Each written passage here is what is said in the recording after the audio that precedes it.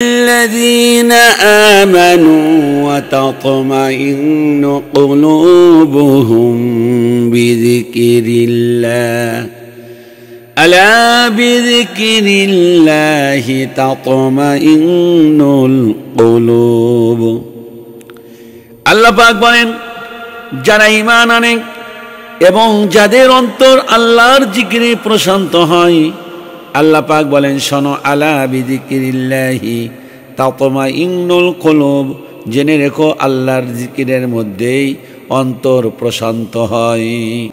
নবী করিম সাল্লাল্লাহু আলাইহি ওয়াসাল্লাম আব্দুল্লাহ ইবনে মাসউদ রাদিয়াল্লাহু তাআলা আনহুকে দিয়ে সূরা নিসা তেলাওয়াত করিয়ে শুনতেন। তেলাওয়াত শুনে নবী করিম সাল্লাল্লাহু আলাইহি ওয়াসাল্লাম কাঁদতেন, এমনকি তার গাল মোবারক বেয়ে অশ্রু গড়িয়ে পড়তো। আমার বন্ধুগণ, একবার হযরত আবু মুসা আশআরী রাদিয়াল্লাহু তাআলা আনহু কোরআন তেলাওয়াত করতেছিলেন। নবী করিম সাল্লাল্লাহু আলাইহি ওয়াসাল্লাম পাশ দিয়ে অতিক্রম করার সময় দাঁড়িয়ে কিছুক্ষণ তেলাওয়াত শুনলেন। আল্লাহর নবী জনাবে মুহাম্মদুর রাসূলুল্লাহ সাল্লাল্লাহু আলাইহি ওয়াসাল্লাম সকালে তাকে বললেন, কাল যদি তুমি আমাকে দেখতে যখন আমি তোমার তেলাওয়াত শুনছিলাম। হযরত আবু মুসা রাদিয়াল্লাহু তাআলা আনহু বললেন, ইয়া রাসূলুল্লাহ, যদি আমি জানতাম আপনি আমার তেলাওয়াত শুনছেন তাহলে আমি আরো সুন্দর করে তেলাওয়াত করতাম। আল্লাহ পাক কোরআন আল কারিমে বলেন, উল্লা ইনিজ তামাআতিল ইনসু ওয়াল জিন্নু আলা أن يأتوا بمثل هذا القرآن لا يأتون بمثله ولو كان بعضهم لبعض ظهيرا। হে নবী, আপনি বলুন, তুমি বলে দাও তাম পৃথিবীর মানব জাতি এবং জিন ইনসান কোরআনের মতো কোনো কিছু সৃষ্টি করার জন্য যদি একত্র হয়, আল্লাহ পাক শোনালেন তারা এর মতো কোনো কিছু সৃষ্টি করতে পারবে না। আল্লাহ পাক বলেন, ওয়ালাউ কানা বা'দুহুম লিবা'দিন যাহিরা, যদিও তারা একে অপরের সাহায্যকারী হয় এর পরেও পারবে না।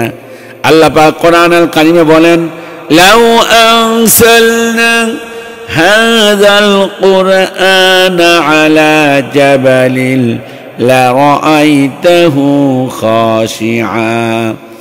خاشعا متصدعا من خشية الله। যদি এই কোরআনকে আমি পাহাড়ের উপর নাযিল করতাম তবে তুমি অবশ্যই পাহাড়কে আল্লাহর ভয়ে বিনীত এবং বিদীর্ণ হয়ে যেতে দেখতে। আলী ইবনে ফুজাইল ইবনে আজ যখন তার পিতাকে আয়াত তেলাওয়াত করে শুনলেন, আকিফুহুম ইন্নাহুম মাসউলুন মা লাকুম লা তানাসারুন, তাদেরকে থামাও, কারণ তাদেরকে প্রশ্ন করা হবে তোমাদের কি হলো যে তোমরা একে অপরের সাহায্য করছো না। তেলাওয়াত করতে শুনলেন, তখনই তিনি ইন্তেকাল করলেন। ওমর রাদিয়াল্লাহু তাআলা আনহু এই আয়াত, ওয়ালাউ আন্না কুরআনান সুয়িরাত বিহিল জিবালু আও কুত্তিআত বিহিল আরদু আও কুল্লিমা বিহিল মাউতা, যদি কোনো কোরআন এমন হতো যা দ্বারা পাহাড়কে গতিশীল করা যেত অথবা পৃথিবীকে বিদীর্ণ করা যেত অথবা মৃত্যুর সাথে কথা বলা যেত। আল্লাহ পাক এইভাবেই কোরআন আল কারিমের মাহাত্ম্য তাৎপর্য তুলে ধরেছেন। আমার বন্ধুগণ, এই তেলাওয়াত শুনে হযরতে ওমর সঙ্গে সঙ্গে অস্থির হয়ে পড়লেন এবং পুরো 1 মাস অসুস্থ ছিলেন। আল্লামা ইবনে কাসির রাহিমাহুল্লাহ বর্ণনা মোতাবেক মানুষজন তাকে দেখতে এবং তার সেবা শুশ্রূষা করতে এমনভাবে আসতেছিল যখন শারীরিকভাবে অসুস্থ কোনো রোগীর সেবা শুশ্রূষা করতে আসে। হাফেজ যাহাবী রাহিমাহুল্লাহ বর্ণনা করেছেন, একবার জুম্মার দিন আব্দুল্লাহ ইবনে ওয়াহাব পথ অতিক্রম করার সময় এই এক ছেলেকে তেলাওয়াত করতে শুনলেন, ওয়া ইয ইয়াতাহাজ্জুনা ফিন্নার, যখন জাহান্নাম পরস্পরের সঙ্গে বিতর্ক করবে। তেলাওয়াত করতে শুনে বেহুশ হয়ে গেলেন। লোকজন ধরে তাকে ঘরে নিয়ে এলো। 3 দিন পর্যন্ত তিনি অসুস্থ ছিলেন। চতুর্থ দিন দুনিয়া থেকে বিদায় নিয়ে চলে গেছেন। এক আলেম উনি বলছেন একটি ঘটনা যে আমি একবার মদিনাতুল মুনাওয়ারায় নামাজ পড়ছিলাম। নামাজে ইমাম সূরা ওয়াকিয়া তেলাওয়াত করতেছিলেন।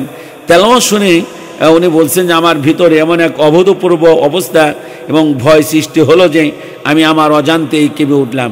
আমার চোখ বেয়ে অঝোর ঝাড়ায় অশ্রু প্রবাহিত হতে শুরু করলো। আমি সশব্দে জোরে জোরে কাটতে শুরু করলাম। ফাবি আইয়ি হাদিসিম বাদাহু ইউমিনুন, এরপর তারা আর কোন কথা ঈমান আনবে? এত কিছু বলানোর পরে আল্লাহ পাক শোনাচ্ছেন ওরা কিভাবে ঈমান আনবে। অনেকেই মনে করেন গান বাদ্য এবং মিউজিক প্রফুল্লতা আনে, অন্তরের বিষাদ ভাব দূর করে দেয়। এ বিষয়ে আল্লাহ পাক বলেন শোনো, তোমরা গুমরাহের মধ্যে আছো। এটি কখনো নয়। গান বাজনা কখনো মানুষের অন্তরকে ঠান্ডা করতে পারে না।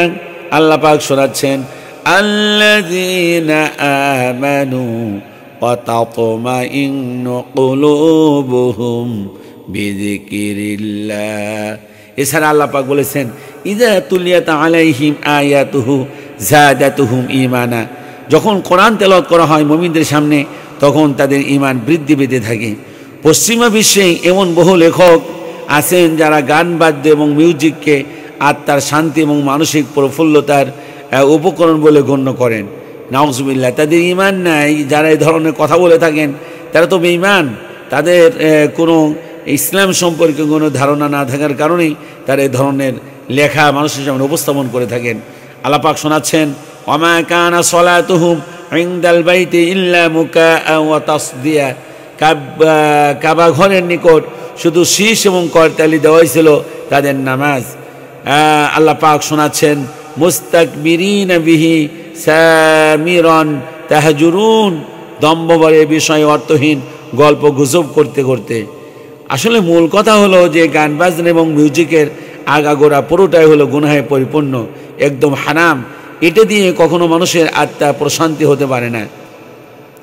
এ ব্যাপারে নবী করিম সাল্লাল্লাহু আলাইহি ওয়াসাল্লাম যে আমাদের সুস্পষ্ট বাণী দিয়েছেন, উনি বলেছেন যে শোনো, সেটি হলো যে আল্লাহ পাক আমাদেরকে কোরআন দিয়েছেন এবং এই কোরআনের মধ্যেই রয়েছে হলো আত্মার প্রশান্তি। কোরআনের মধ্যে রয়েছে হলো সবচাইতে পৃথিবীর সেরা স্বাদ। এই কোরআন থেকে যারা বিমুখ হয়েছে তারা কখনো আসল স্বাদ তারা কখনো গ্রহণ করতে পারে।